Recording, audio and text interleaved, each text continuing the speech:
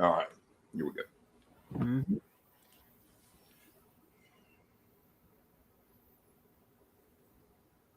Well, welcome in, everybody. How's everybody doing tonight? Zero Slash. Grug Z, how are you, my brother? I know Charles Jones, the Redneck Nerd's in the house. Justin, what's going on? Crispy Critter, glad to see you. Guys, as you come in, do me a favor. Jesse, how are you? Offhand Air Gunner. Miss Pam, good seeing you. Julian, good seeing you. Guys, as y'all come in, if you would, let me know you're here, but welcome some other folks. Tonight, my good friend and compadre, Blackie Thomas, is with us. Blackie, if you would, just say a few words. Everybody knows who you are, but if you would, just kind of introduce yourself and we'll move from there.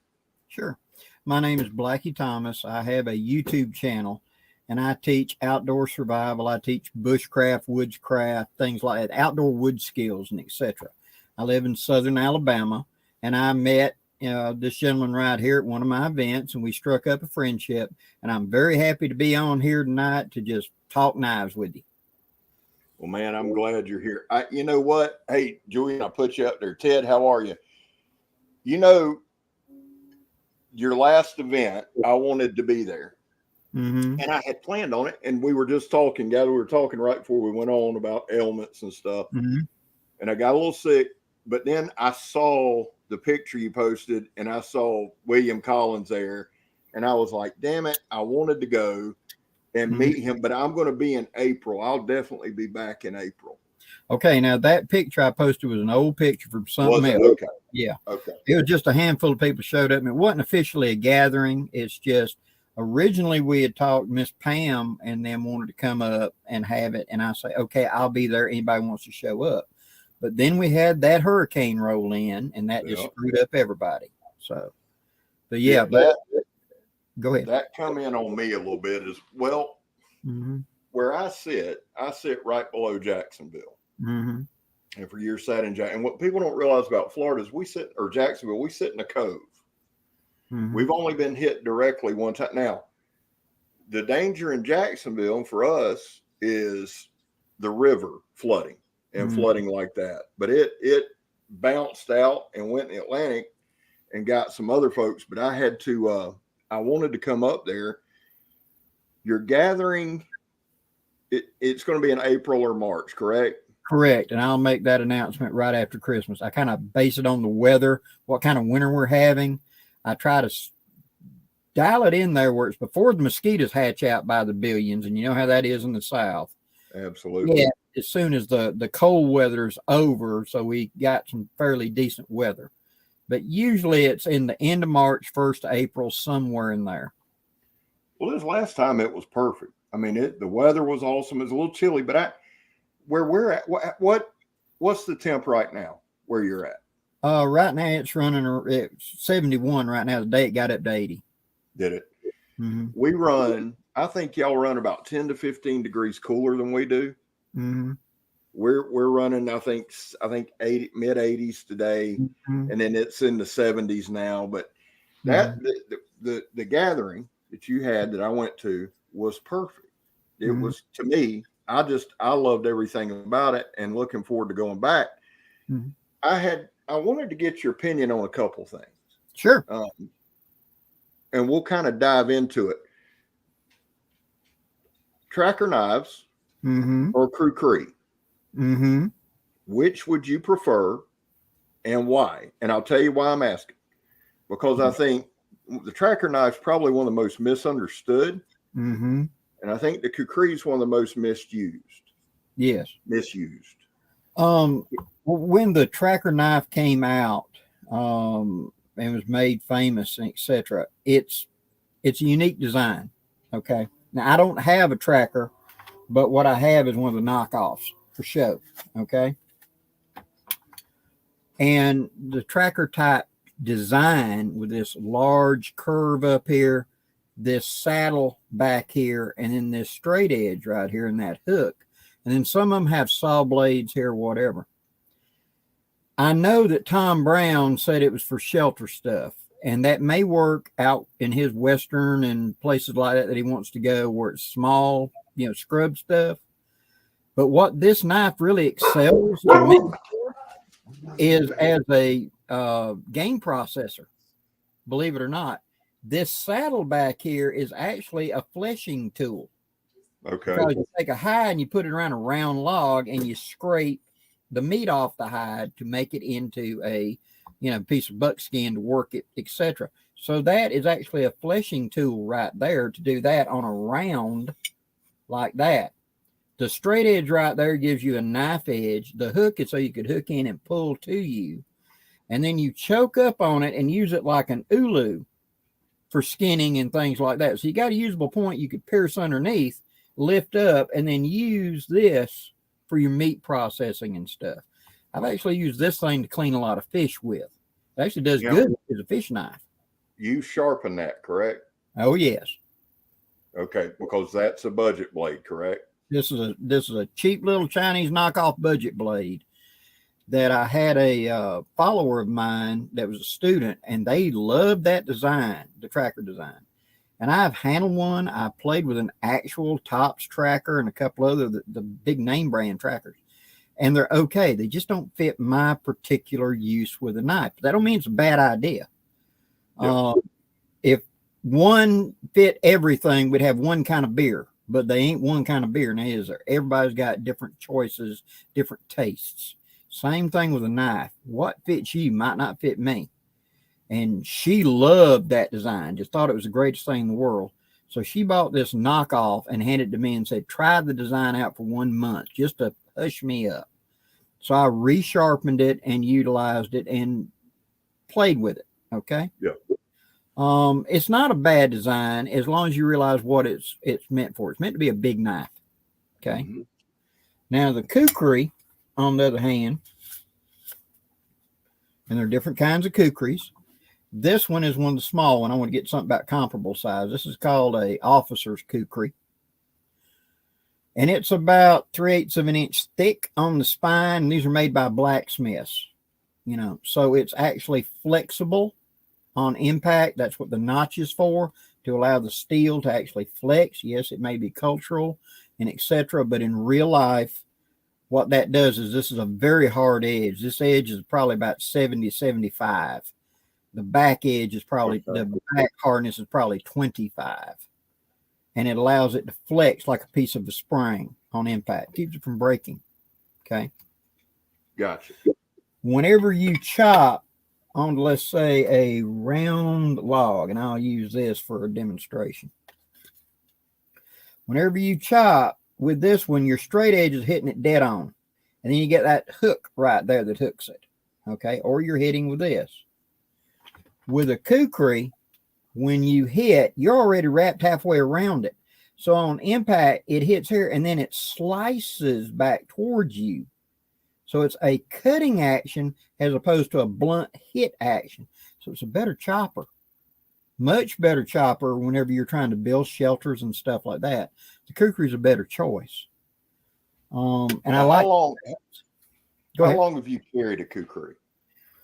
Oh my God. I had a garbage one that was not a high quality one that I had back in the 70s. And I carried that into the early 90s, about 90, I'd say 91, 92, when a good friend of mine who was also into kukris, and he was into the Himalayan and the Nepal handmade ones. And he always would just pick at me using that piece of junk Indian made kukri. And I had learned the design very well, and it applied well for what I was doing. And so for Christmas, he bought me a kukri that had been handmade in Nepal, and he was right. The cutting ability was no comparison. And so I really did get into it. And so for me, it's my favorite woods tool because I use it for digging. I can use it as a draw knife to pull to me. This edge right here does the same as on the tracker. That's your knife edge. That's your straight edge. But you got a longer sweet spot here, so when that you hit, you got a longer cutting and slicing for chopping. But at the same time, give it credit where credit's due. This is a much better processing tool for wild game or something. Because of this, I can process hides. I can use this to scale fish real easy. It's kind of awkward with a kukri because kukri is a chopper and a digger. And yeah, I can harpoon it in the tree, and I've used it to clean fish before, but it's awkward.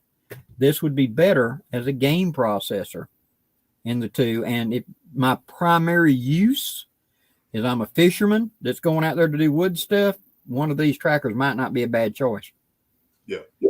The one of the things that I found interesting on the tracker is that straight edge a lot of times is a hollow grind, and the curved edge a lot of times is a saber grind, which it's just like anything else. This whole thing's a learning process. And to everyone that's coming in the room's filling up. Man, welcome, Joe. How are you? I don't want to read the list because I don't want to distract from what I'm doing. But hello to everyone in the chat. Thank y'all for being here. We're talking with Blackie Thomas. Here's what we're discussing, guys. We're discussing tracker, kukri in the southern woodlands. That's kind of what we're discussing. If you have a question for Blackie, pop it up and I'll try to post it. But one thing I was going to throw out to you, Blackie, was this, because I want to go in the same vein with the tracker. Yeah. Game processor, that kind of thing. What do you carry? Like if you're that, let's say that, or the kukri is your big knife. What is your companion knife? I got a pretty good idea, but let's see your companion knife if you have it, or tell us what it is. Okay, my everyday carry. So this is going to be the default. Now there may be something else I'll drop in for spice. Okay, my everyday carry is going to be that Swiss Army knife right there with that straight blade. And if I was going to be doing small game like squirrel or whatever, this is perfectly adequate. That little bitty blade is perfectly fine. In fact, especially when you're trying to do something really small like bird, which is delicate, they're light, and you're going to just slice the skin, and rather than doing all them feathers and just get the breast out of a dove or something like that, the little bitty short blade in here, I keep like a razor blade, and that's just pick under the skin and just slide up. Perfect for that. Small, controllable right here. See, that frees me up to carry the big knife, do the big jobs. See, this is the shelter building, the chopping, the firewood, etc. With your kukri, because you've done extensive videos on it. Yes. But for my folks that are just coming in, explain how you sharpen your kukri. And again, guys, bear in mind, we're talking about eastern southern woodlands. Okay. Okay. What I'm doing is refining the edge a little bit. Okay. I'm not changing really a lot of bevels greatly, like a hollow ground to a saber, etc. But what I'm doing is this first inch right here, I keep very, very sharp. That's my knife edge. That's for using it as a knife. Forget all this. It's like you broke it off right there. It's a knife. Okay. That's for cutting, precision, stuff like that right there. In this curve right here, the edge is not quite as sharp because that's going to transition into the chopping area.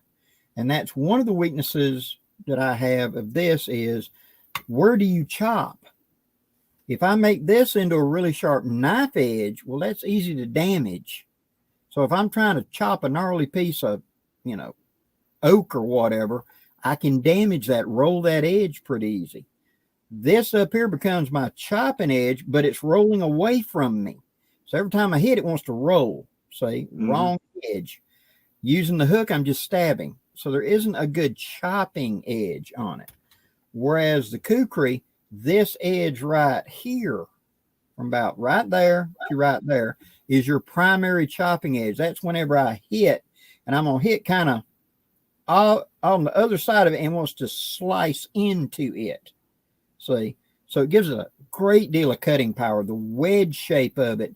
And they're a little bit hollow ground in the middle. And by doing that, that means you've got an edge, where the edge is, it's a little thicker, hollow, and then up here. So that reduces friction when it's going through a piece of wood. There's almost like an air pocket there. And that allows that great big knife to just go zip through something, because it's like it shoves it out like a splitting wedge and allows it to go through with very little friction. Gotcha. And then about from there to there, that's my heavy chopping edge. That edge is not nearly as sharp as this. And that edge is going to be doing the blunt impact. That's where I'm hitting that hard piece of wood, that hard dry wood that I'm trying to split, like I'm trying to split kindling up or something. Well, this edge is the thinnest and the most fragile, which this whole edge is probably 70 on this thing. Mm-hmm. Most stones, it just skids on. Most files will skid on this thing. Diamond hone is your favorite thing on one of these. And so that right there is my hard chopping point. That's where I'm going to hit and split the heavy stuff. The tip is dull. It's almost blunt. That's where the strike right there on that tip, that's where you got to hit something hard like a walnut or something. I'm trying to break. I'm not trying to be precision, but I got to just whack it and break it. That's that tip up there. It's left almost blunt. It also allows me to use this as a digging tool that way because I ain't going to dull it because it's already kind of blunt. See? So you got really sharp and usable, more of a chopping edge, a heavy chopping edge, and then you got a blunt on it. And then the whack, you know. And that's something that you've just always done. And I want everybody to understand this. Mm-hmm. Just like Blackie said, he hasn't reprofiled it. He shaped it to fit his needs. Mm-hmm. And you're talking about you're talking about a master woodsman who's had this 30 years now. Mm-hmm. We got a question, Blackie, from Ted Fisher, mm-hmm. and it says, just curious, how many knives do each of you own, and how old were you when you got your first knife? Good question, Ted. Okay, if you're talking belt knives, over a dozen. If you're talking pocket knives, probably close to 50. I've got a tub of pocket knives. You know, I love pocket knives. They're my favorite. You know, I'll slip into my pocket. I'm always carrying that Swiss Army, but there'll be some other, you know, dropped in for a little bit of flavor, you know, just because I like knives so much. How old was it when I got my very first one? I was 5. My grandfather determined that he thought that I was responsible enough. And he took a Barlow pocket knife and he snapped the point off of it so you couldn't stab yourself. You could cut yourself, but you couldn't stab yourself with it. And then he put a usable edge on it where you could maybe cut paper, maybe. And that's where that came from. So that was my first knife. I was 5. I've had a knife on me ever since I was 5 years old. Yeah. I think that's part of being in the South. Mm-hmm. I think that's just part of being in the South. Good question, Ted. I don't know how many I have, a couple hundred. And I was probably 4 or 5. I mean, when you're, and I'll tell you this, the first knife I ever had was a Barlow. Mm-hmm. I remember it well. Barlow. Yeah. And to this day, I have a fondness for Barlow knives. Mm-hmm. Ted said, thanks. I thought I had too many. Well, here's the thing too. You've collected over time. Captain Electro, how are you? You've collected over time. And being a knife reviewer, and we got a bunch of knife reviewers in the room, and thank you, Jervis, for posting links. I really appreciate it. But, you know, being a knife reviewer, I had a huge collection. That's really why I got into this, honestly. Right. And what I have found, Blackie, and you could probably attest to this, when I started, I always liked big knives. Big knives were just my thing, and I still love them. Still do. Big is cool. Yeah. And I'm a big kid, and I love to chop.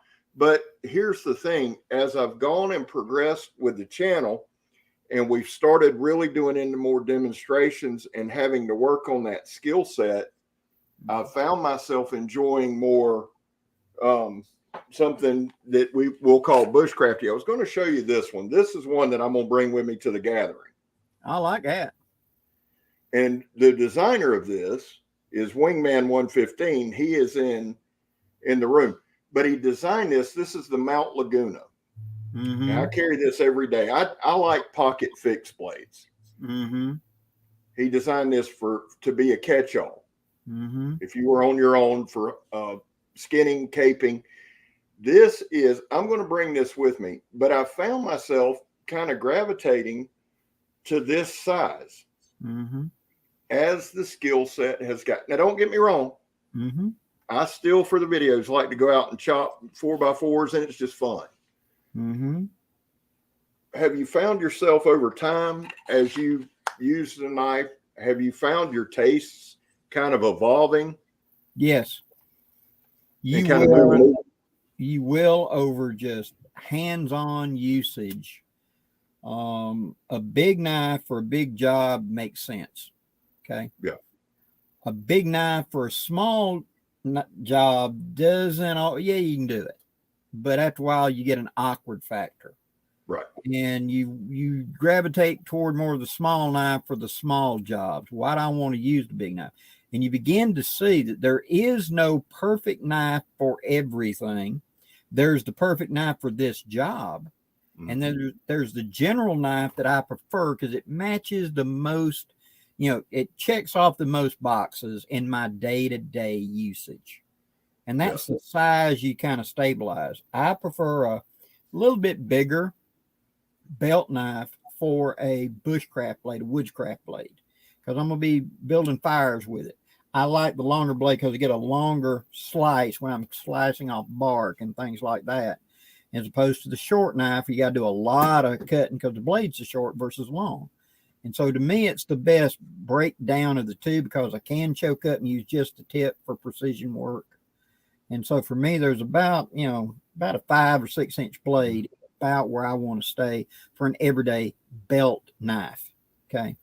A pocket knife, I want somewhere in the 2 to 3 inch range, and even then kind of narrow because most of the jobs you're doing with the small blade, and that goes back to, I learned on a Barlow, you had the blade that you did all your stuff. And then you had the little bitty blade for the tiny little detail work, where that big one wouldn't fit, but this one will. Okay. Talk to me a little bit about, and I've heard you say it, that spay blade. Yes. What is that used for? The spay blade is, okay. I wish I had one handy to tell you the truth right off the top of it. Now, spay blade is kind of like a butcher knife. Back into the back of the blade. No, I don't have one hand. The back of the blade is dull and it's kind of rounded on the spay head. Okay. That allows you to bear down and go underneath something. Now, spay your pets, farmers, stuff like that would be cutting goats, pigs, farm animals as they neutered them for their use. So that blade was very good for that because you could bear down and go in and make a precision cut to get in and do a little close surgery right quick. At the same time, it didn't have a point on it because if the animal jumped, you wouldn't stab yourself so bad. Yeah. So for skinning, the spay blade allows me to make a hole, push, and then go underneath the skin and slide, and it rolls up over it, and you open them up like a zipper. See? So the spay blade is your skinning blade. It's your let the hide roll over that edge and slice it. And you see them a lot like 3-blade stockmans. They'll have a spay blade. You have the pin blade. Why do we call it the pin blade? Because in the past, people literally took feathers out of the barnyard and carved them and used inkwells and wrote. Well, that was the little bitty blade. That's what the little blade on the Barlow is called, the pin blade. That was for doing the precision work of cutting it, doing calligraphy. Okay. Everybody carried one. If you wrote, you had to have one. Yeah. Spay blade. Again, on 3-blade stockmans, because farmers and stuff were all the time cutting livestock. They were processing or skinning small things like, squirrels, rabbits, birds, whatever, And so that's where that blade. Clip point, which is more like on this Granddaddy Barlow's got a clip point. The clip point, exactly. That right there. That brought it up so you could pierce and bear down. And then this rides on the meat. See how it sticks up above? and you could push through the fatty hide or something and lift it up and over, like on a cow or a big animal, where it's that hide's thick. It's not no thin little thing. I don't know if you've ever tried to clean a hog, but a hog can have a 1 inch thick hide. Well, a spade blade, I can push underneath the hide and let that hump right on the meat and open him up. These were specialized tools. They were a reason that people had them for pocket knives. Yeah. And that's something I think we lose in today's society, because a lot of people, there are a lot of folks who skin. Obviously, they're still hunting, fishing, and all of that. Mm-hmm. But at the same time, a lot of times that knowledge, and we have to be careful, because if we don't learn it, we'll lose it. Yeah. So I wanted to ask you about the spay, and it's always intriguing to me. It really is. And I don't think people realize how long some of these blades have been around. Hundreds of years. The Barlow started out in 1689. The Barlow, 1689. Wow. That is amazing. I'm going to show you a blade. Okay. And I want you to give me, you see this blade? I just got this one in for review. Right. Warncliffe sheep's foot style. Mm-hmm. Now, these folks are in North Georgia, I believe. This is Alpha Knives, and it's sold through Old Town Cutlery. Mm-hmm. I'm getting more and more and more into this Warncliffe style. Which is very much like a C-axe. Yeah. Yes. Yeah. I find it, I'm amazed at how well this works. Mm-hmm. Very much so. Do you like a Warncliffe or a Sachs, or what do you think about that? You'll learn that by looking at the blade, you can tell the job of the blade. The C-axe and the Warncliffe is designed to be a piercing knife and a pull to you knife. So I pierce in over there and I pull back to me like I'm slicing bacon. Okay. If I want to slice a box, put it up there and pull it back toward me. See, flip it upside down and you're putting that tip up. Now you got a thin tip that I can pierce in and lift up as I go. It's a push-pull blade is what it's designed for. It's not designed to go sideways or to bear down and go sideways. It won't cut as well. That blade is just tailor-made for long, straight cuts, forward or back. And if in the job you're doing, it's going to be that type of job, it works beautifully. I mean, just wonderful for that. There was a design that William Collins made up. He never sold it. He was doing it for him. It came out of Russia, and it's a curved blade. Okay, there's a fancy name for it, but think of it like a C. Okay, it's curved, and there's only one. The edge is only on one side. Okay, you want to talk about a meat slicer? That thing was phenomenal, but it's left-handed or right-handed only. Which way it curves is for a right-handed person to do the pull. You can't reverse hand and cut with it. It's just completely backwards and wrong.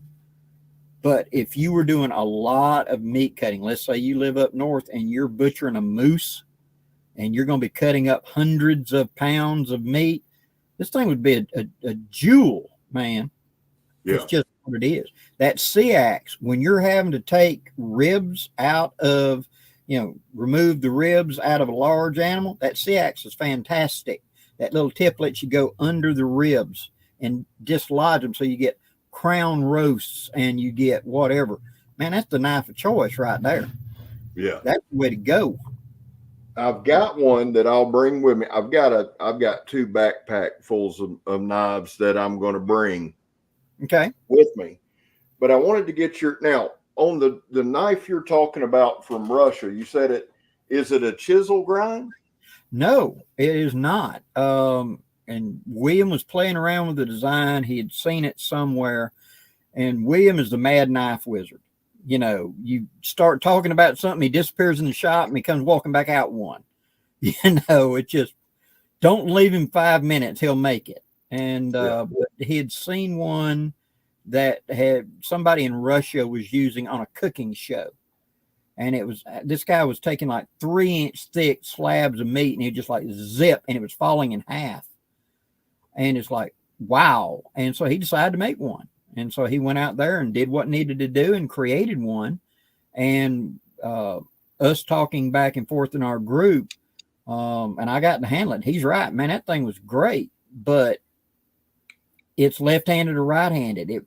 It won't cut backwards, so to speak. You change over the other hand, it's actually the edge is going that way, and you try to pull it, and it just feels like it slides. It don't slice. You put it in your right hand, stick down, and pull T, and it's like it just falls apart. It's amazing. It's putting an air gap in it, so as it's slicing the meat, it's like it's slicing at the bottom of the meat. It cuts down to here, and then it slices at the bottom. It just lets air. It's like a cushion of air. Very little resistance. That's cool. Mm-hmm. That's real. And now, for those of you guys who don't know, William Collins, WC Knives, makes some phenomenal knives. Blackie was actually, or is actually, not only friends with William, but is one of his testers, actual testers. Mm-hmm. What's the knife that you carry 1,000% of the time? I carry my WC Blackbird right now, or the prototype of it that I've had for many years. That's just my, like I said, I like that size. That is my go-to knife in the field. Now, have you messed with, or do you own any Jeff White, any of his knives? I have handled his knives. I have not owned one, but I have handled and played with one. Jeff White makes really good knives. I actually have one that I like a lot. It's called the Camp King. It's $10.95. I like it a lot. I've got to get my hands on one of WC knife. I've got to do that because they're well made, and they're made in the States, and those things appeal to me. While we're talking about knives and different stuff, this is an Emerson flip point. Now, Ernie he started off making these. He's the godfather of tactical knives because he started making them for SEAL Team 6. The other thing with Ernie that a lot of people don't know is not only did he make knives for the SEAL teams he used, or for SEAL Team 6, he trained them in hand-to-hand how to use his knife. Right. He uses a chisel grind. What do you think of the chisel grind? Very robust, very tough. Is it something you'd carry? Yes. You know, it doesn't slice as well as some of the other things, but it isn't damaged easily at all. So it's very robust. And for a day-to-day carry, I would, and that shocked several people when they've got to meet me personally and want to see my knife, and they fell it, and it's sharp, but it's not a razor. Right.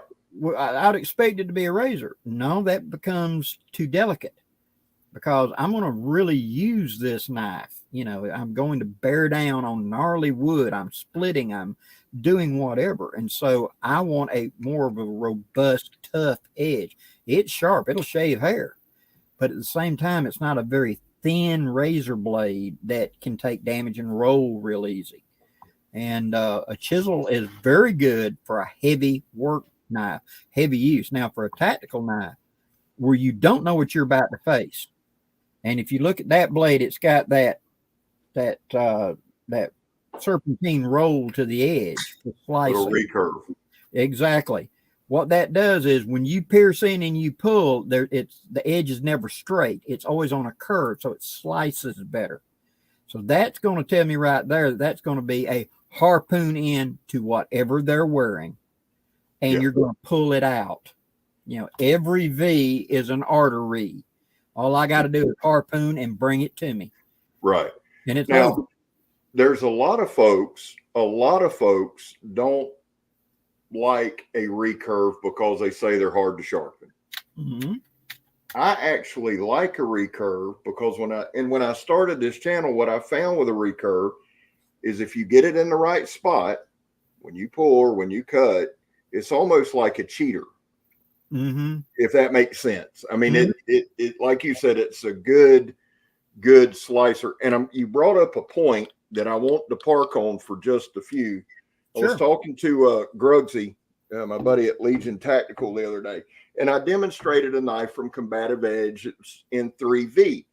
Mm-hmm. Now, what I do, Blackie, and I kind of got the idea from you, I open the demonstration cutting paper. Mm-hmm. The reason I do that is simply as a starting point for the edge, right? Because I know, and Gruggs and I was talking about this the other day, I know once you get into it, you're going to lose that to some extent, right? Correct. This knife, the Mount Laguna that I showed you a while ago, if I'm out, I carry a bigger belt knife. This literally is in a Kydex sheath, and I stick it in my pocket. Yeah. Matter of fact, at your event, I had a pocket fixed blade. But here's the thing with this. Shane, I see you, brother. Good seeing you. Shane changed his name to Edgy American. I like that. It's good having you in, man. Richard, good having you. But what I was going to say, Blackie, is I demonstrated this knife. We cut paper, we did all that, we progressed, we went up, and John, like I said, John, the designer's in the chat, Wingman 115. Well, he's making a hard run to 50,000. So today, for Work Tough Gear Wednesday, I said, well, I'm going to use this knife, and did about a 6 or 7 minute. And I don't pre-pick what I cut unless I've thrown it in the trunk. Right. If I got it in my trunk, but I'm at work, I pick up what I thought was a damn, and I did this the other day. I picked it up. I thought it was a bungee cord. So I cut through it, and I'm like, dang, this thing, I thought I had it sharper. Well, when I go through it, it's a steel cable. Some of that soft steel, about a 1/16 inch thick. Yeah. And I did it in the video today. But it's going to be hard to see, but there's no edge damage. Exactly. No. I'll take that. I'll take a robust edge. And I love sharp. Oh my God. I love sharp. I love a sharp knife more than I love anything. But I'll take a robust edge any day of the week that'll hold up.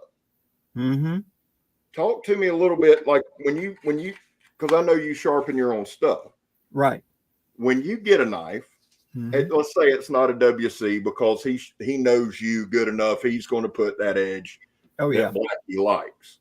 But when you get a knife, what's your philosophy there? Well, I look at it of what is going to be the basic job of this knife. Okay. Now, for example, I was gifted this knife. It's not an expensive knife, but I like the design. Okay. And you see how it's a nice broad, got a good point to it, etc. Feels really good in the hand, fits the hand, etc. Thin tapered blade. Okay, full taper. Okay. This knife I would razor edge, because there's not enough meat in that blade for a pry bar anyway, right? What's this telling me? I'm a slice. I'm a straight on slicer, like an open L or whatever. It'd be a great slicer. It'd be a great straight in and out. See, but by seeing how thin that blade gets all the way, this is a slicer. So I would take this and take it more to a really sharp edge. Okay. Now, if you look at, for example, dig this out right quick. This is my WCSK. Okay. Thick, robust, right? It tapers down that last ½ inch to be in the edge. So but it's wider here. So like my kukri, this edge right here, I go ahead and I sharpen up, just like I do the kukri. And like the idea of a tracker, but this isn't a tracker design. Most people look at it first think, oh, it looks like a tracker. Do you pick it up? It ain't a tracker. It's a lot thicker and etc. It's set up to be a more robust chopper, a survival tool. But since that right there is a little thinner, I can take that to more of the sharp edge. This up here, I will make a little more robust, shall we say, because where am I going to be chopping? Right here. That's the chopping edge. So I want it to be that way. This was just one fluid piece of steel, and it was thick like that, and it tapered down to like a ½ inch, robust. because this has got the backbone to be something where I would consider popping that off or splitting in there and twisting. You know, what's the job? What's its capability? Have the edge reflected. You want a fillet knife like a razor blade. It's thin. It's supposed to work around all them little bones and stuff as you fillet a fish or something like that. It ain't got no backbone. So it can be a razor. On the other hand, if I'm making something for any kind of chopping, pounding, or heavy cutting, I want some backbone in that sucker, like the Buck 110. A lot of backbone in that knife. So I could afford to have a decent edge, but I can still bear down on it. Big handle. It's not going to make hot spots when I got to work a long time with it. But if it's a thin, graceful handle, thin blade, what's the job? A slice. Yeah. Make it for that. It's a slicer. Yeah. I like that. Gerbs asked me, he said, hey, Mr. Scab, what was your overall thoughts and opinion on the Bark River Tracker? All right. So obviously, Blackie, I did a demonstration on the Bark River Tracker. Mm-hmm. I thought it was a good, I personally, my personal feeling on any tracker is I'm intrigued by it. I see it as a challenge, and I'm into trackers. I'll just go ahead and say I like trackers because I like the challenge of the tracker. The thing with Bark River is they made that thing. I want to say it. I want to say it was 5/16 thick. My opinion of it, Gerbs, was it was fantastic materials. I think it was an A2 tool steel, gorgeous handle, well built, can't beat it. I would have liked to seen it maybe 3/16 and a little more slicey, because I think at 3/16 you can still get that chopping power, but you can get that slice, and I think that's a delicate balance with a knife. Take it from being, it's not really a light hatchet to more like a light machete. Yeah.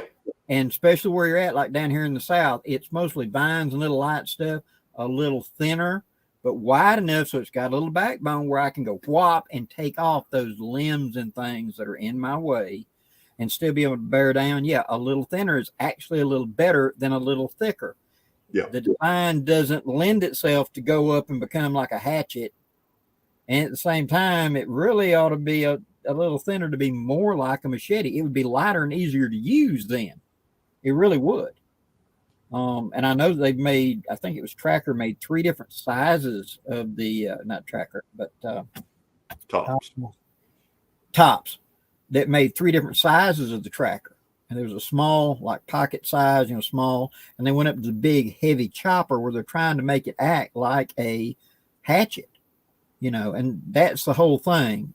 A chopper needs weight, otherwise you're doing all the work. If it's speed and light, you're talking machete. Weight and impact, you're talking a hatchet, a chopper. And so that's where you got to be. That's where the kukri has such an advantage, because it's got the weight all forward. And you pick it up, and even though this knife and this knife are similar in weight, comparable, the balance of this is almost all forward, and the balance of this one feels like it's in the middle of the hand. Yeah. When you go to chop, this one feels a lot more powerful because the weight's forward. Balance.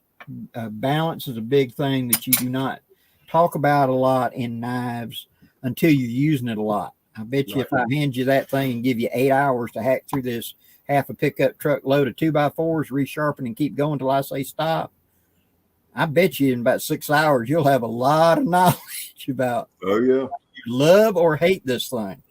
Yeah. And that, first, Pink, how you doing, buddy? I'm still working on it. It's good seeing you, man.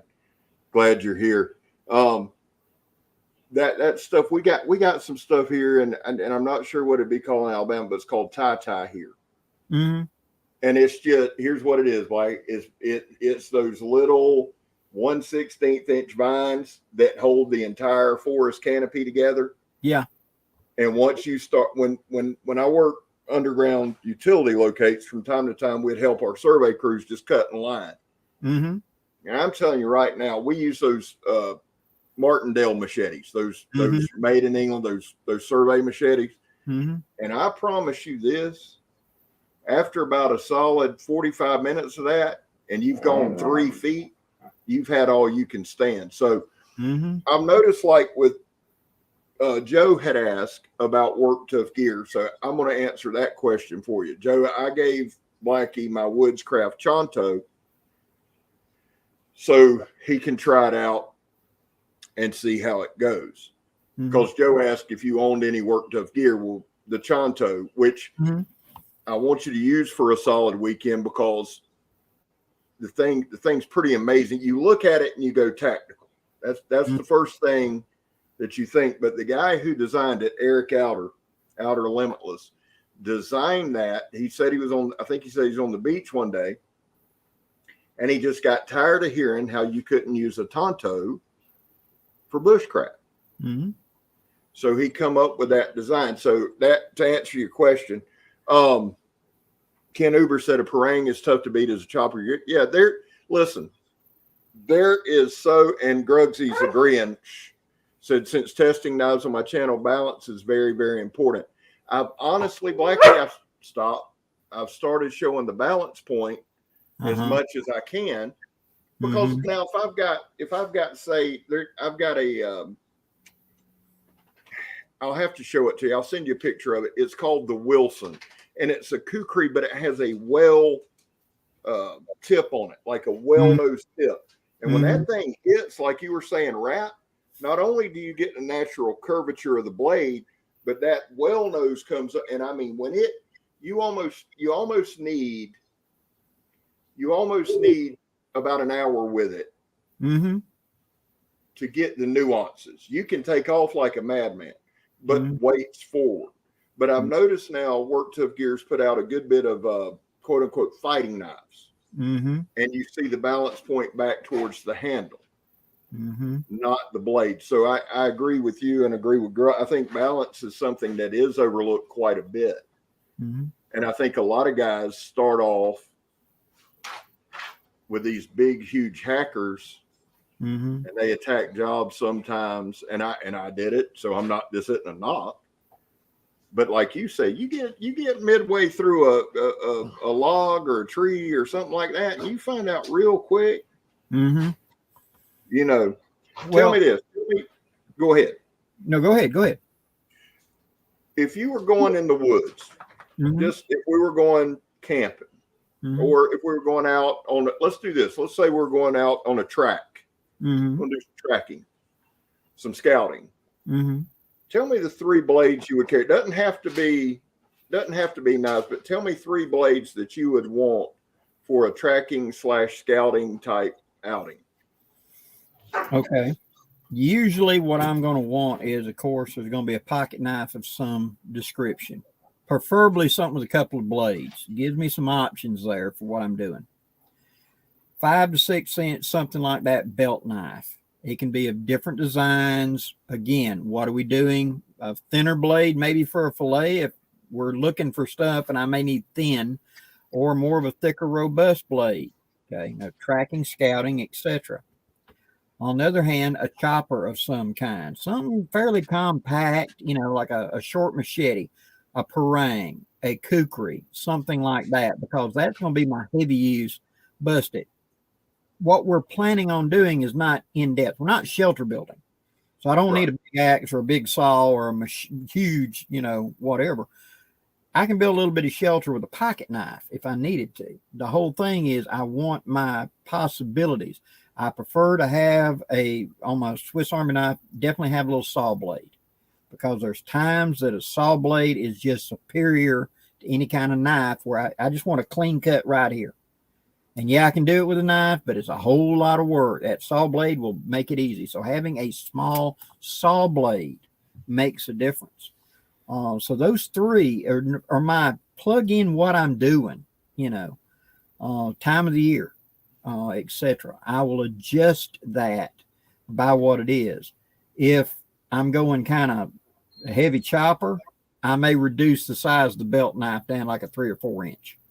You know, because that's covered anything big. so I can go downhill a little bit. I will never go without a pocket knife.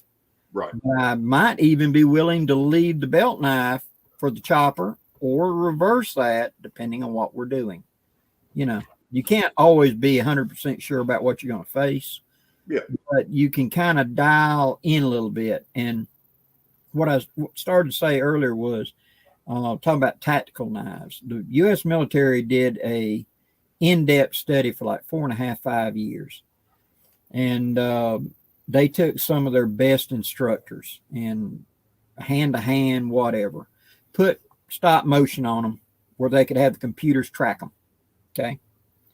And they had them face untrained opponents, masters like them, the whole 9 yards. And the vast majority of it came out that with any kind of edge weapon, it became a slash thing after the first opening volley. You know, kind of like tic-tac-toe. You know, once we establish what we're doing, then it's just who gets an opening. Right. And the thing that came up that showed, and that's where I got that, and I was close friends with a gentleman that's now passed away named McGowan, who was part of the United States anti-terrorist team for a lot of years. He was one of the team leaders. And he was the one telling me about it, and he said that the kukris, or some sort of knife that has a little bit of a downhill roll to it, okay?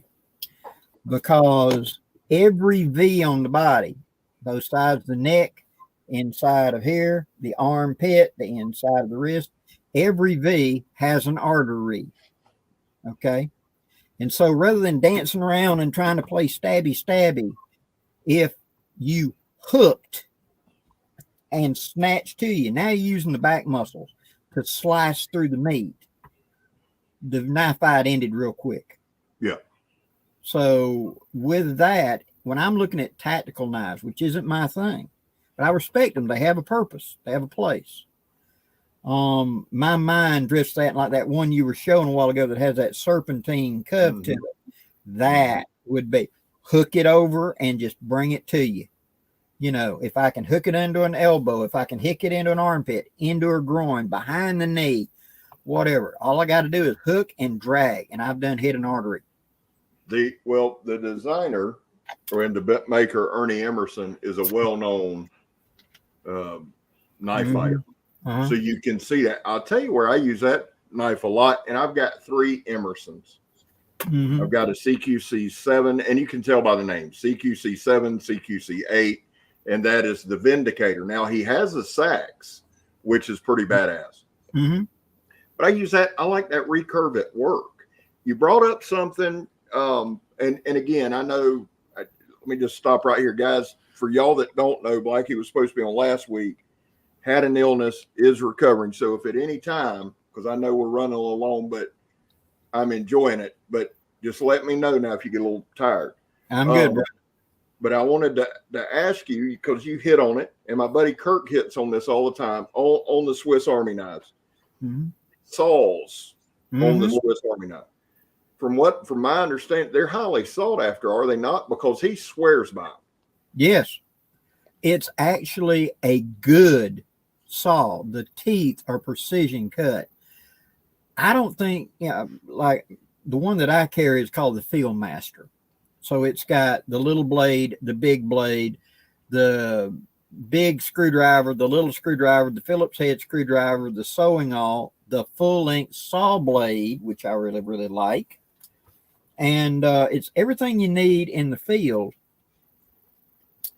And that saw blade right there, those individually cut teeth are aggressive as all get out, well-tempered, well-made. It's flexible. And so it's a really, really good saw, you know.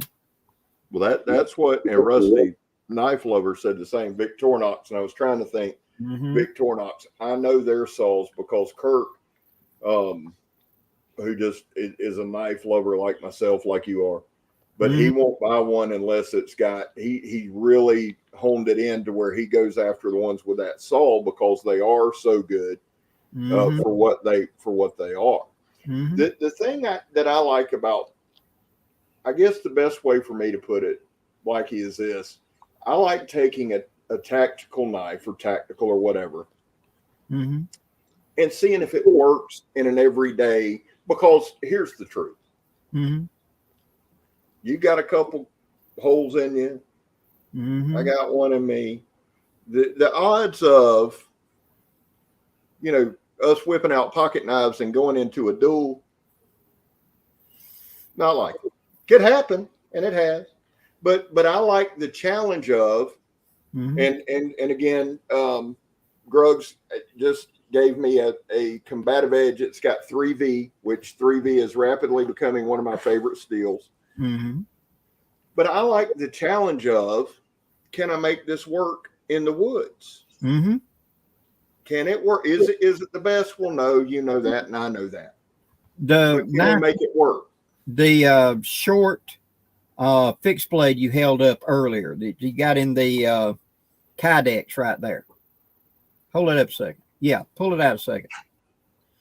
Is the back edge of that, is that false edge on the up there on the back top, is that sharp or dull? Dull. You got a skinning blade right there. That's a butcher knife blade. Yeah. You turn it upside down, you pierce in, and then you put that angle and you push through. So that knife will serve very well as a woods knife because it's basically a butcher knife tip. Right. Now it's been turned into a tactical knife, but Well, I would have no problem using that because it's basically a butcher knife tip. The thing about this knife, like I said, the designer is Wingman 115. Mm-hmm. He's an avid hunter and outdoorsman. Mm-hmm. This is called the Mount Laguna. He named it after Mount Laguna. That's where he grew up. So he designed it with skinning and caping in mind. Yes. The thing that I love about this knife, and the other thing he did, and a lot of people get this wrong, see this choil? Yes. Okay. He did not make this choil for this. He made it for this in the use of the knife, not knife fight, but in small tasks. Exactly. This is insanely comfortable. Mm-hmm. So there was a lot of thought. The other thing that he did that I like, Blackie, is this, and you can kind of see the grind. This is 3/16 inch thick. Mm-hmm. But it still comes down and it has that robust blade that I love. But you can, matter of fact, today I cut that steel cable and then I spent a couple minutes doing nothing, but I batoned through a nail on accident or into a nail. Didn't mess with the blade. And that just tells me their heat treat spot on. And then we batoned into knots and things like that. The damn thing still has that cutting edge. And like we discussed earlier, and DJ Horn's in the room, who is a sharpening guy, sharpening guru, my sharpening guru. As you and I discussed, I could go out now. I could come see you now, and we could go out in the woods and still use this thing. Yeah. To me, that's invaluable. Yeah, because accidents are going to happen. Yeah. You're going just a plain piece of wood, and halfway down is that spiky nail somebody put in there 40 years ago, and a very thin, perfectly honed edge, just rolled, dented, cracked, whatever, and might cause the knife to fail because once the crack starts in steel, it runs like it's made out of rubber. But a robust edge, properly heat treated, it just ding it, and it keeps going. I'd rather have a knife I can keep using as opposed to one that if I make one, ting, it's gone, Well, that's like you wouldn't use an open L to baton. No. It's purpose driven. And I that part I think is as big. And that's one reason I love this community so much, because we have guys like yourself, master woodsmen, bush crafters, hunters, trappers, swords guys. We have everybody, so we can glean a little knowledge from everybody and try to make it applicable. I do the same thing you do. I usually carry that Mount Laguna. I'll carry either the Vindicator, or I carry this a lot, and you can see this did not start out as a recurve. As a matter of fact, DJ saved this for me, but I carry this PM2. but I carry with me, I usually carry a knife that nobody really knows about that'll slice you in half. It's also budget, that if I happen to accidentally leave it in the ditch after slicing you in half. Yeah, if it got lost, I'm not out much. Right. But I keep one that's that sharp, because here's the other side of that. Just like the Opinel, I can peel my apple. I can do whatever I want to do. DJ said facts. 15-degree sharpening angles to a mirror edge is for Japanese chef knives. 18 to 20 is more than capable for everyday tasks. Yes. And I'm going to put that right there. And why would you put that much effort to get a knife that you're going to cut carpet with? You know, if you need a chef's knife, yes, absolutely go that route.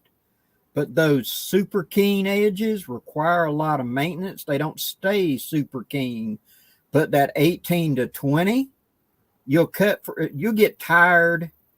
The knife will still be cutting. Then that's when you take a break, put a few strokes on it, get you some water, and go back to work. It'll work all day. That's what I want.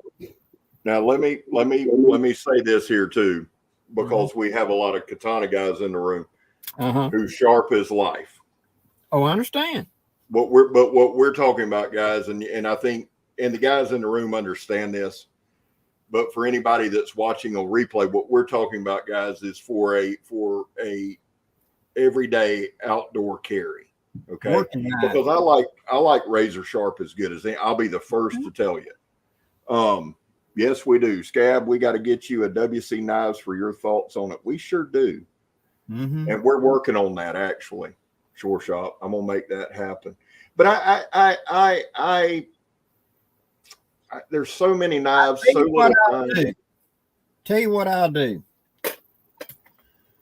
I have one of the prototypes of the WCSK. This is number 4. I have the prototype and I have this one. I will loan you the prototype for you to do a review on and spend some time with it. Man, I would appreciate that greatly.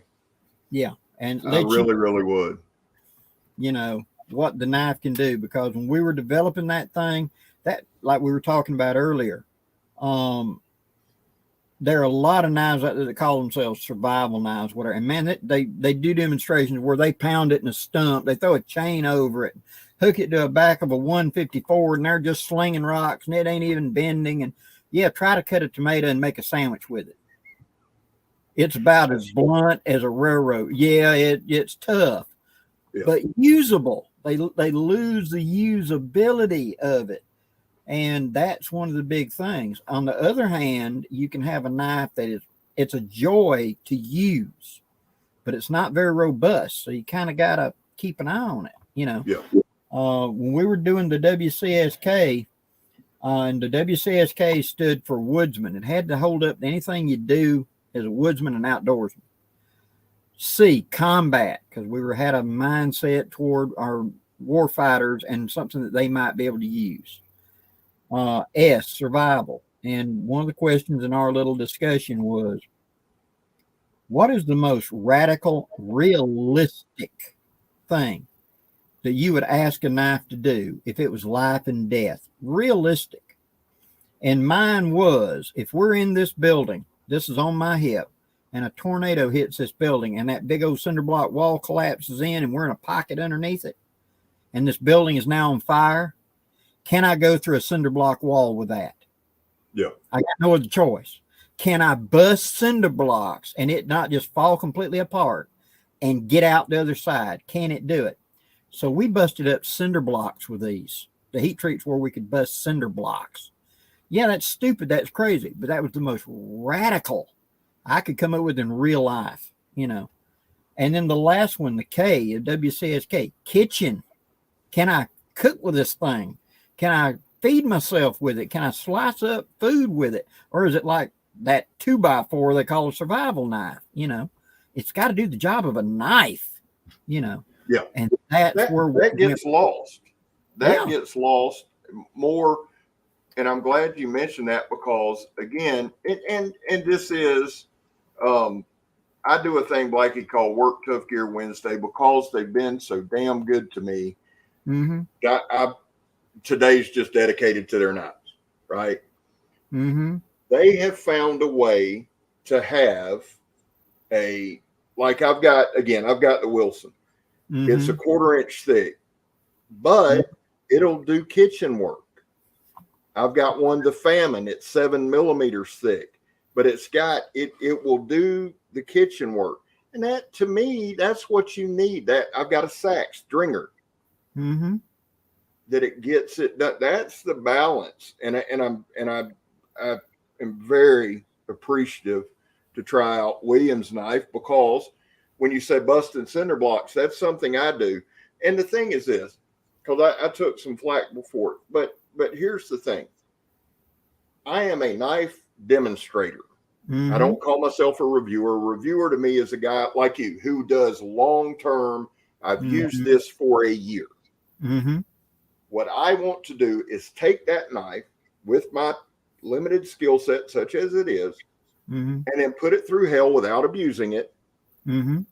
and see what it'll do. Now, part of busting the cinder block is merely aesthetic, but the other side of that is, though, does it hold up? Mm-hmm. To me, that's Yes, big. it is abuse, but at the same time, like I said, if it was life and death, and the only choice I got is to go through that, I'm going through it. Could it do it? Years ago, there was a guy, I don't know what his name was, but he used to test knives to destruction. Mm-hmm. And I'd catch him on YouTube. He wore a hockey mask or something. And he would get high dollar knives, and he would start out, will it slice paper? Will it do the job of a knife? And then he would, like, cut cardboard. And then he would cut up a 2x4, then a 4x4. And then he kept getting ridiculously on down the line until finally he's beating on iron with it. Yes, it will break. But the question was, how far along does it go before it gives it up? And one of his videos, there was a very expensive knife that was being touted at that time. I think it was like $700. And he went to chop a 2x4 and it snapped in half. It cut cardboard. It did paper. And this was like a $700 tactical knife, big old, and he went chop, chop, ping, and it busted clean in half. And you can see at his eyes, like, you're kidding me. Williams knife was like $350. And when we said that, it's abuse. Yes. But what would be the most radical thing I'd ever ask a knife to do to save my life? Forget about stabbing the grizzly bear. Yeah, I could do that with a lactite. But could I, if it was life and death, go through a wall in a house? If I'm trapped, can I cut my way through paneling plywood to bust my way out of a house if it's on fire and there's no other choice? Yes, that knife will do it. That makes sense. That Tanto-like tip is diamond shaped. It'll blunt it a little bit, but it'll keep busting all the way through cinder blocks. And that's testing with a purpose. Yeah. There's another gentleman on Joe X. Mm-hmm. He tests the failure. Now he gets out there, but I enjoy Joe's. But see, that goes back to I think everything on here has value. Mm-hmm. So you see how it goes, you see how it holds up. With mine, what I want to do is present the knife. Mm-hmm. Is it something like, if the knife looks good in my hand, and I say this honestly, if I can make it work, and you've got a decent skill set, you'll be in pretty good shape. Now, I don't sell them. I don't advocate I don't care if you buy it or don't. Right. But my thing is, I want to take it, and we'll do, like I said, we baton. The thing with Work Tough Gear, just like you with William Collins, I'm sure you have no problem taking that. If you were outside, taking that knife over to an old knotted up stump and batoning it through it and going, here you go. Yeah. Even though I don't like batoning. Right. But I have the confidence that with what we've done, if I had to, yes, this is going to hold up. There's value there. Confidence to know. Because any knife will do the light stuff, yeah. But at what point does it fail? Yeah. I remember a very bad car wreck one time. and the car where it had ran up under another vehicle, and a fire had started almost immediately. And the guy was trapped inside the car, and this individual ran up, pulled out his pocket knife, and tried to bust the glass on the door to get the guy out. The knife instantly shattered in his hand. It couldn't bust the glass, which cut the guy's hand up pretty bad. I had a I had a buck 110. I didn't even open the blade. I just grabbed a hold of that great big old brass handle, bust, and we disintegrated it. But his knife wouldn't even bust the glass. Had he intended to do that morning? No. But life throws things at you weren't planning on. And you would have never picked this to be the tool I'd have on me right now, would you? But this is the one I got. Right. You know. And so I've had to ask my Swiss Army knives to do jobs they weren't intended to do in the past. I've had to sacrifice a couple in the past because it was a do or don't, you know. And a lot of the old guys that I grew up with, they had a really good quality pocket knife. That only stayed in the left pocket. A Case, a Queen Steel, something like that. And then there was that dollar store Barlow, that tactical piece of junk. They sharpened it up. It was sharp. Yeah. When you had to cut that piece of wire, that came out of the pocket. Yeah. You know, I'm not going to take my good knife. I'll take this. When you had to try to pry that door jamb open or that rusted shut piece of equipment on a farm, that's when that blade got shoved in there. Because when it goes ping, you went, oh, well, another $5. Yeah. You know, it's a tool. Yeah. And so I wouldn't have picked to have that as my only pocket knife. But, you know, I learned from them old guys. They had experience.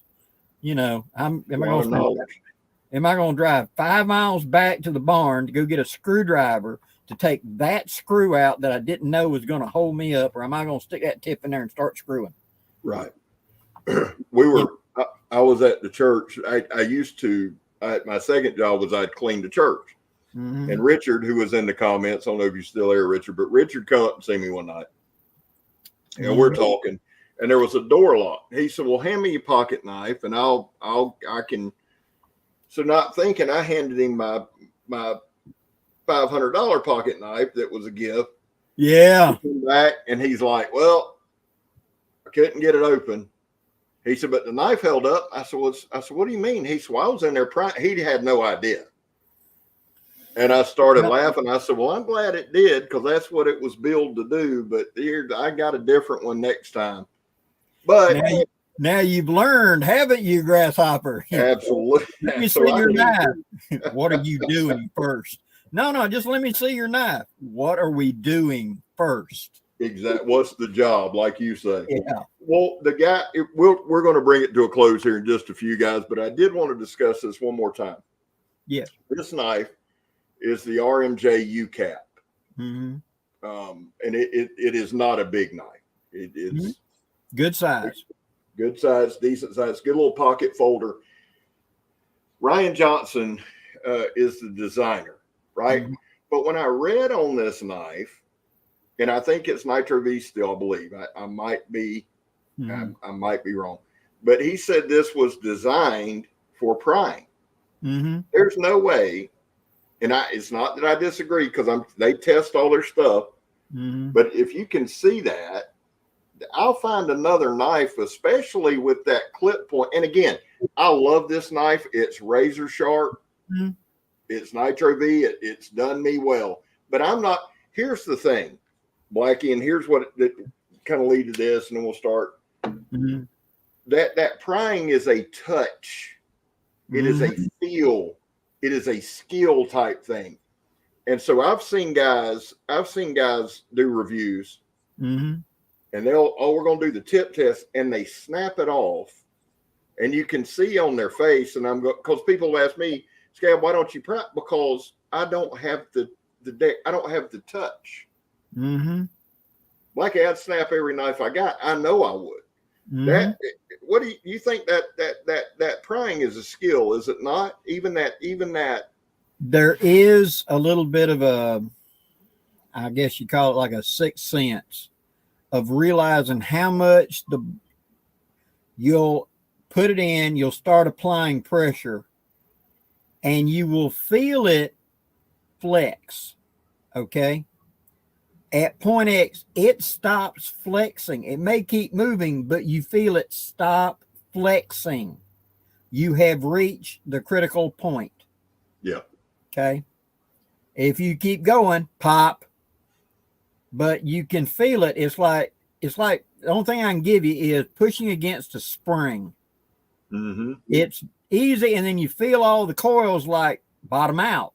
And so it's like, if you keep pushing, it's going to go pop. One of the guys that I went to work for when I was a teenager, I'll never forget this. The first day on the job, I walked out there and we're going to climb and ride on the back of a flatbed pickup truck. And he had these toolbox sitting there open. And he had all these screwdrivers, and all of them were bent like that.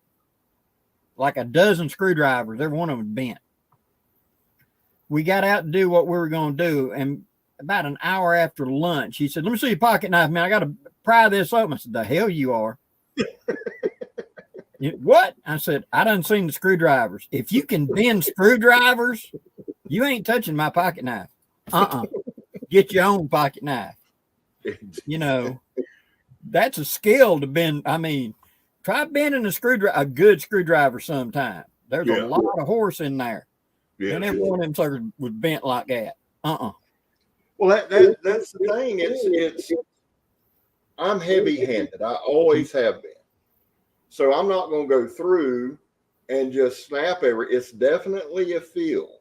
There's a touch. But I think that can be said for just about any knife skill out there. Mm-hmm. If you're skinning a deer, if you're skinning a squirrel, if you're prying, whatever you do with a knife, there's a skill set. I think we all agree there. Mm-hmm. But I also think there's that kind of sixth sense, like, hey, maybe I shouldn't. Yeah, you feel that load. Yeah. And once maybe that shouldn't creeps in, then you shouldn't. That's one of the reasons I stay away from batoning. I know how to do it. Now, I have no problem batoning with a kukris because it's designed to do it. It's the wedge shape, soft back, hard edge. But a finished knife, especially like a modern made knife, that something like this, that was put in a kiln, that's the same heat treat top to bottom. Mm-hmm. It don't have no give. It's fairly, eighth or something like that thick. Okay. But if I stuck it in and went to batoning, bink, bink, bink, bink, bink, it's not going to warn me at all. Right. And that's the whole thing of it. It will not warn me. It went through 100 times, 101. Bing! There is no such thing as an unbreakable knife unless it's one of them survival 2x4s that we're talking about. Oh, yeah, I'll baton that through concrete. Go right ahead. Yeah. But don't try to use it for a knife. It's a 2x4. Yeah. That's exactly what it is. I had a couple of instances with hollow grinds, really before I started the channel and before I understood what they were. And it was one particular knife that I bought a couple of, and I kept snapping them. And finally, Kurt said, "Hey, dumbass, it's a hollow. It's not meant to do that. The inside's too thin." And it did it every time I torqued. It did. Steel Forged in Fire said that the sword guys are taking over. Swords, that's complete. The only thing I have to relate to that is I do have a sword. Actually, I have a sword from the Conan Barbarian movie. Remember Subutai, the archer that he is, all right? They manufactured like 50 swords for use in the movie for his sword. The big one that Arnold had was the Atlantean, and the girl had one. Well, Subutai had a sword, and it kind of flares out, and it's about 4 feet long. Well, after the movie was over, they sold them, and I got one of them. And it's a 4-foot machete. To me, it's actual sword steel. Okay, right. You can check that sucker's an 1/8 inch thick, maybe a little bit more, like 3/8 of an inch thick, 4-something feet long. That double handle on it, so you can get 2 hands on it. And when it's sharp, I can go through 4, 5, 6 inch saplings, just whoosh, go right through it. Well, it was a machete to me for land clearing. And it actually flexed. And that's the thing, what we're talking about, flex and how much you can go with it. You could hit a gnarly old pine tree with it, and you would feel the impact, and then it would be like whack, pop. I mean, that's the sensation you feel in your hand, whack, pop. Where it would hit, the steel would load up, it would flex, and then it would slice through. That big hunk of metal would actually flex, like a machete. And so an actual sword, not just something sword shaped. Right. And of course, coming up in my day, everybody had sword for play or whatever. And then you'd go actually hit a tree and you had a 90-degree bent piece of junk that you'd beat it out and try to sell it to somebody for beer money. That's the company Carnivora that send me stuff. They actually make their motto is making fantasy functional. So if you see some of my shorts, I'll have these crazy looking, but here's the difference with the stuff that I have is made out of 5160 steel with my Carter GT, and it's very, very well done. You mentioned it, the sword shape. Cold Steel does. I love their machetes. I have a Chinese war sword. It's 1055, and it's that shape. But it does it when you sharpen it up. That thing hits like a truck, man. And it does that same. But I enjoy that a lot. And let me say this to the chat, to Joe and all that. I know a couple guys were wanting a Gladius and all that. Just so y'all know, I think Jed Hornbeak is back in the game. And if that's the case, the game has changed. Blackie, Jed is a friend of ours and of the community. One of the best, and I mean this, one of the best knife makers out there. I have it's called the Scabber Stabber, and it's basically a short Gladys. It's a war dagger. And a couple years ago, and he made a kukris Gladius combination for Donnie. But 2 years ago, his wife at 32 years of age just passed with 4 kids. And for the last year, he's kind of tied up. Yeah. But he's back in the game. I'll make sure I post some pictures. I'll tag you. But he does, if you can find a good knife maker, sword maker, somebody like that, a W.C. Collins, Jed Hornbeak, those guys are, here you go. Here, thank you, baby. This is the Scabber Stabber. Now, this is all handmade. This red, and I know this is not a great picture, but this red is actually ostrich skin. He handmade the sheath. Very nice. The handles G10. Oh, this guy's. And that thing you shave with.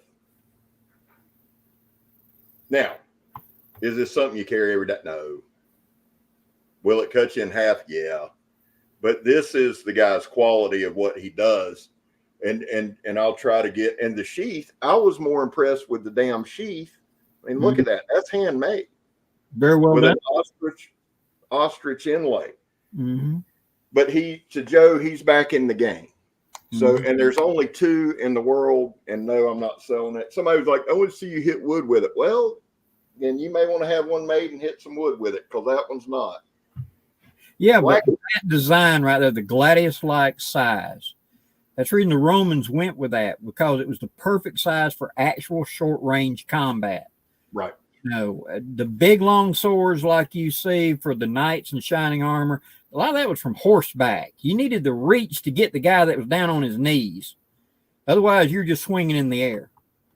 I had a Scottish 2-handed claymore. That thing was right at 6 feet.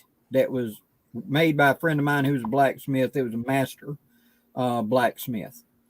And you found out real quick that why these guys use this. This was for the guy in the back that's real tall, trying to get the guy over the top of the group, because it would do a great job that 18 inches from the tip on a swing. Man, it was deadly. The closer you got back to you, the less effective that thing became, because it became more and more awkward. And if you hit a stump with it, and we did, rear back and hit a stump with it, it'd go wonk, and it would bury itself down into it.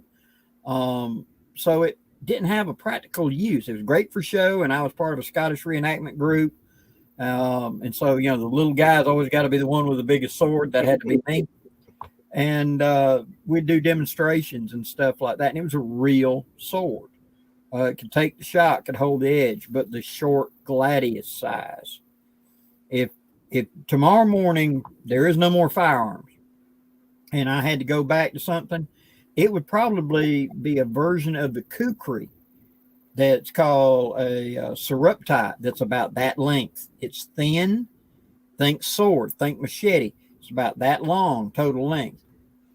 It's a flying razor blade. If we're talking about hand to hand with an edge weapon up close, yeah.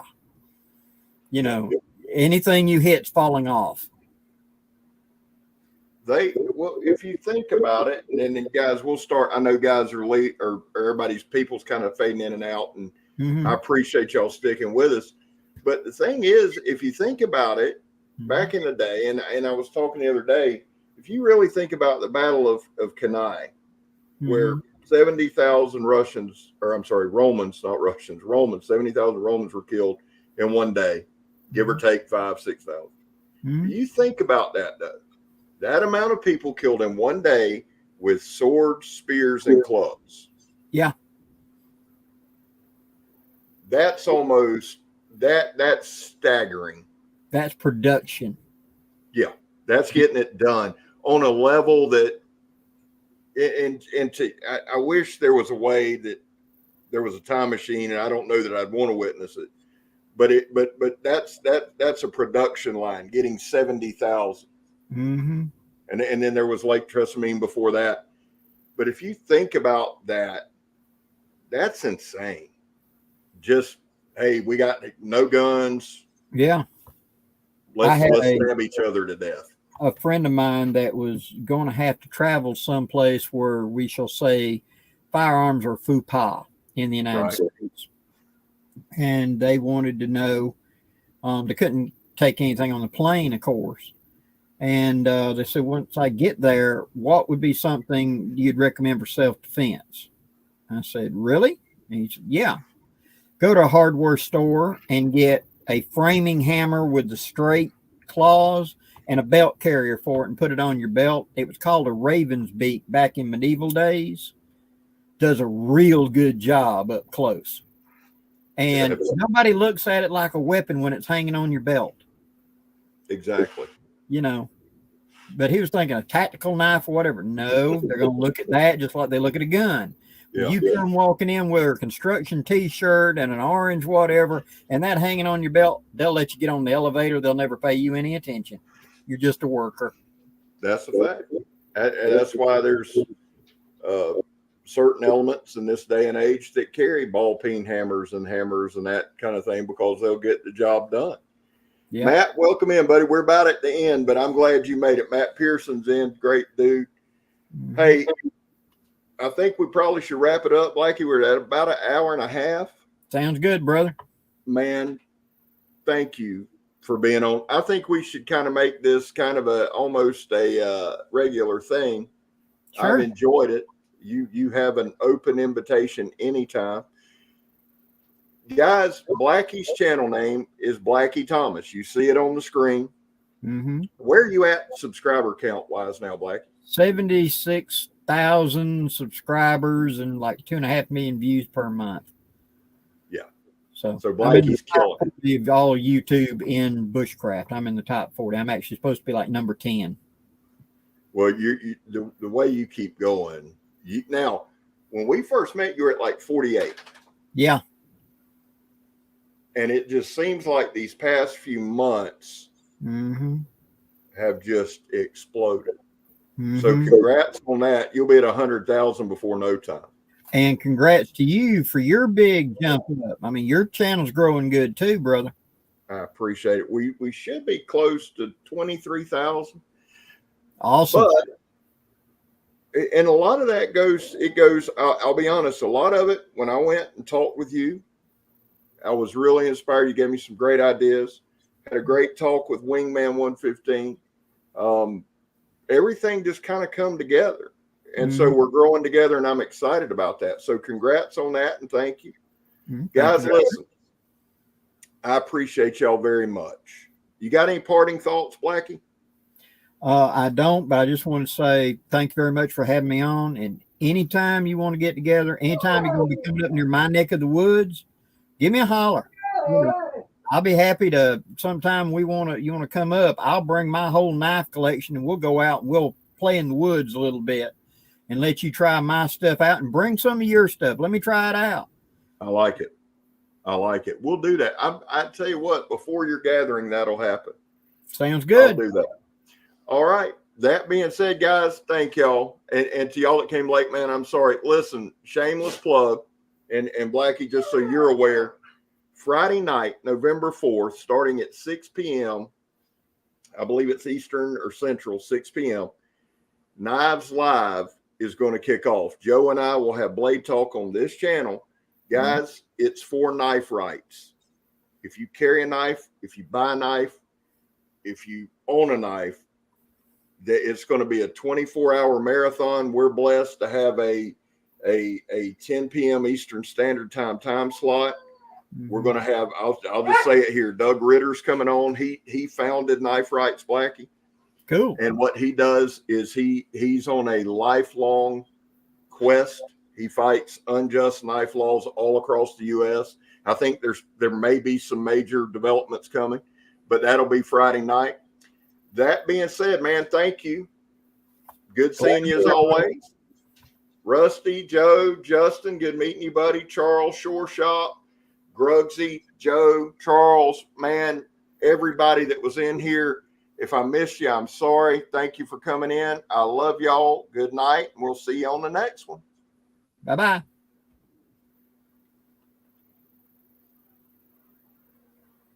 This is always the part I think